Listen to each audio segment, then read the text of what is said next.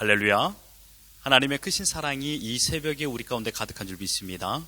오늘 우리는 사사기 18장 21절로 31절의 본문을 통하여 신자에게 주어진 삶의 목적이라는 제목으로 하나님의 말씀을 함께 나누도록 하겠습니다.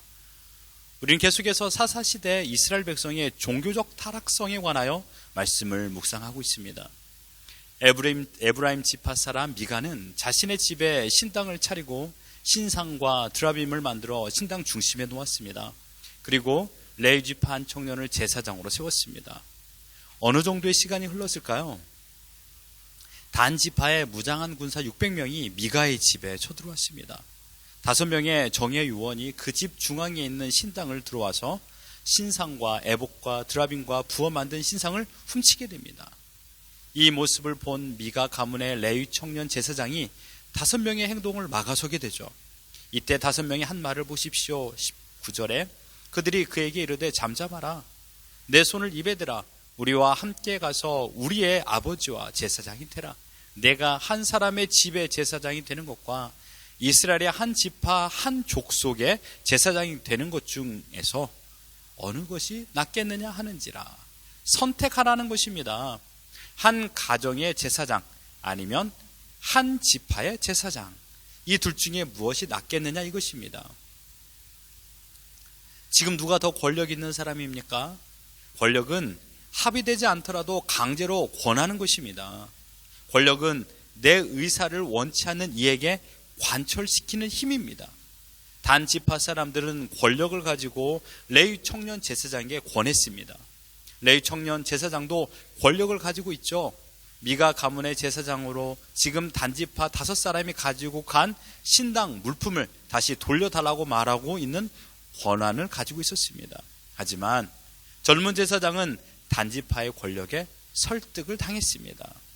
그 제사장은 가차없이 결정을 내립니다. 20절에 그 제사장이 마음에 기뻐하여 애복과 드라빔과 새긴 우상을 받아가지고 그 백성 가운데로 들어가니라.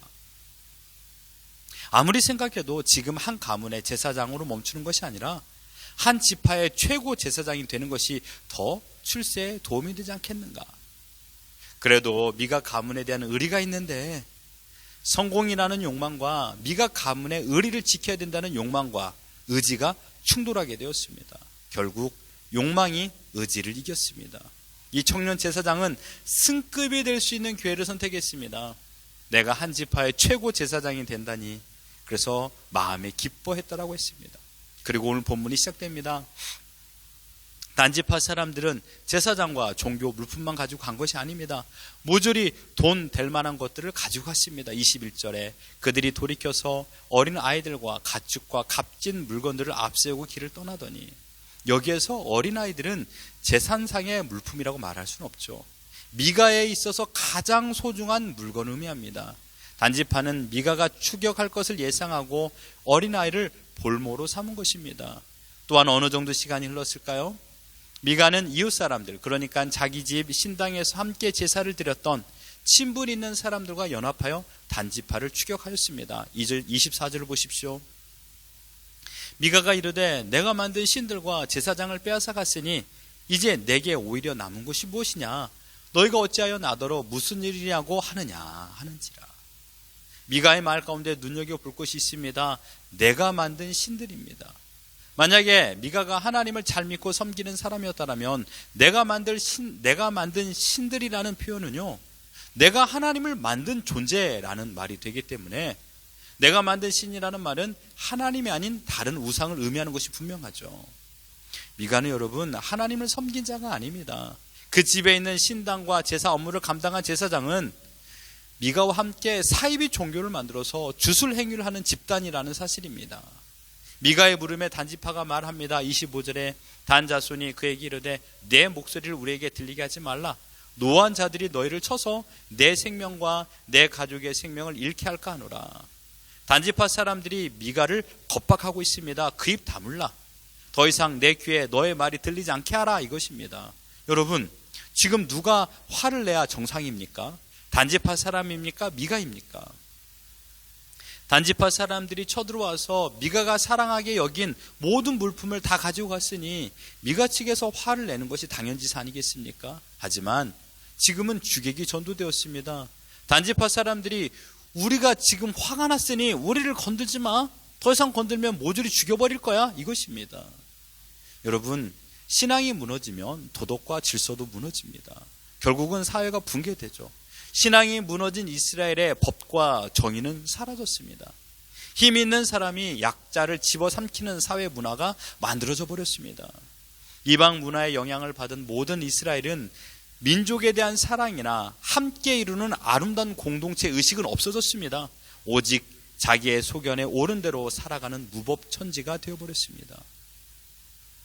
미가의 다음 행동은 무엇입니까? 26절에 단 자손이 자기 길을 간지라 미가가 단 자손이 자기보다 강한 것을 보고 돌이켜 집으로 돌아갔더라. 시각적으로도 단지파의 그룹은 600명의 무장된 군사들입니다. 미가의 일행은 동네 사람들로 모여든 그룹이죠. 이겨낼 수 없어서 포기한 것입니다. 미가는 자기 집에 있던 여러 신상들과 제사장을 단지파에 넘겨주고 씁쓸히 자기 집으로 돌아오게 되었습니다. 단지파의 다음 행동은 무엇입니까? 정탐꾼들이 보고했던 그대로 우리 지파 사람들이 살기 좋은 지역을 찾아냈던 라이스를 점령하게 됩니다. 27절과 28절에 단 자손이 미가가 만든 것과 그 제사장을 취하여 라이스에 이르러 한가하고 걱정 없이 사는 백성을 만나 칼날로 그들을 치며 그 성읍을 불사르되 그들을 구원할 자가 없었으니 그 성읍이 베으릅 가까운 골짜기에 있어서 시돈과 거리가 멀고 상종하는 사람도 없었음이었더라. 단 자손이 성읍을 세우고 거기 거주하였다라고 말하고 있습니다. 라이스라는 지역은요, 가나안 땅에서 가장 높은 헤르몬 산과 가까운 지역입니다. 지형적으로 높은 산 위에 위치하였기에 다른 지역 사람들과 연락이 단절되었던 곳이죠. 그러니까 고립된 지역이라고 말할 수가 있습니다. 라이스 성읍은 외부의 도움 없이도 생활할 수 있는 풍부한 자원들이 가득했습니다. 산에서 나오는 산물들을 통하여 자급자족이 가능했기 때문에 특별한 외부의 도움 없이도 독립적으로 생활하게 된 것입니다. 이 지역을 정탐했던 정탐꾼들은 이 지역을 찜해 놓았습니다. 그리고 걱정 없이 사는 라이스 성읍을 함락시켰습니다. 라이스 성읍에 들어온 단지파 사람들이 제일 먼저 했던 행동은 자기를 위하여 그 새긴 신상을 세웠다라고 했습니다. 그 새긴 신상은 미가의 집에서 탈취한 우상이었습니다. 하나님께 제사를 드리거나 찬양을 했던 기록이 전혀 없는 것으로 봐서는 단지파 역시 하나님을 왕으로 모시고 살지 않았다는 자들인 것이 분명하다라는 사실입니다. 이제 단지파 사람들은 자기들의 기점 도시를 확보하였고 신상을 세웠으며 이곳에서 제사를 드릴 수 있는 제사장만 있으면 됩니다. 하지만 걱정할 필요가 없습니다. 미가의 가문에서 탈취한 물품 중에 여러 가지 신상들만 있었던 것이 아닙니다. 한 남자가 있지 않습니까? 그는 미가 가문의 제사장으로 섬기는 사람입니다. 그의 신상이 드러납니다. 30절에 모세의 손자요 게르솜의 아들인 요나단과 그의 자손은 단지파의 제사장이 되어 그 땅 백성이 사로잡히는 날까지 이르렀더라. 미가 가문에 있던 레위 청년입니다. 이 청년이 모세의 손자 게르솜의 아들 요나단의 몇 번째 후손인지 아무것도 알 수 없지만 이 청년을 단지파의 제사장으로 세운 것입니다. 이들은 결코 하나님을 섬긴 것이 아닙니다, 여러분. 자신의 의지와 자신의 목적에 준하는 자기들만의 신앙 생활을 만들어낸 것입니다. 단지파는 라이스 성읍에 거주하는 그 순간부터 우상 숭배를 행했습니다. 하나님이 여기 계신데 실로까지 가서 제사를 드릴 이유가 뭐가 있느냐? 우리에게는 제사장도 있고 에봇도 있고 신상도 있지 않느냐? 이곳에서 우리가 제사를 드리면 된다라고 생각했습니다. 이것이 오늘 본문의 전반적인 내용입니다. 지금 우리는 단지파의 행동을 살펴봤습니다. 단지파의 행동이 어떠합니까? 이들에게 생각과 지각이 있는 것 같습니까? 이들은 사사기 시대 이스라엘 대표하는 삶의 형식을 우리에게 폭로하고 있습니다. 이들의 삶의 양식은 한마디로 눈에 보기에 좋은 대로입니다. 정탐꾼이 보기에 좋은 라이스 성읍, 정탐꾼이 보기에 좋았던 미가의 집에 있는 부어 만든 신상들, 그리고 그 집에 있던 젊은 제사장, 자신들의 눈에 보기 좋은 그대로 다 가져왔습니다. 제사장 또한 자기 보기에 좋은 대로 결정하는 태도, 모두가 자기 소견에 옳은 대로 자기 눈에 보기에 좋은 대로 결정하고 행동하며 살았습니다. 지금 단지파에게 하나님은 어디 계십니까? 이스라엘의 하나님은 왜 침묵하고 계실까요? 하나님의 영역을 벗어난 인간들의 삶은 힘이 지배합니다. 여러분, 권력이 지배합니다. 자신이 가지고 있지 않으면 가지고 있는 사람의 것을 빼앗으면 돼요. 내가 힘들여 만들 필요도 없습니다. 지금 단지파를 보십시오. 그냥 가져오면 됩니다. 힘에 좌우되는 세상, 공평과 공정은 사라졌고 오직 권력만이 왕이 되는 세상입니다. 가장 연약한 어린아이는 협박의 도구로만 사용되고, 평화를 지키며 살려는 사람들은 권력 앞에 사라져야 될 존재가 되어버린 세상을 지금 보여주고 있습니다. 하나님을 왕으로 모시고 살지 않는 세상의 모습입니다.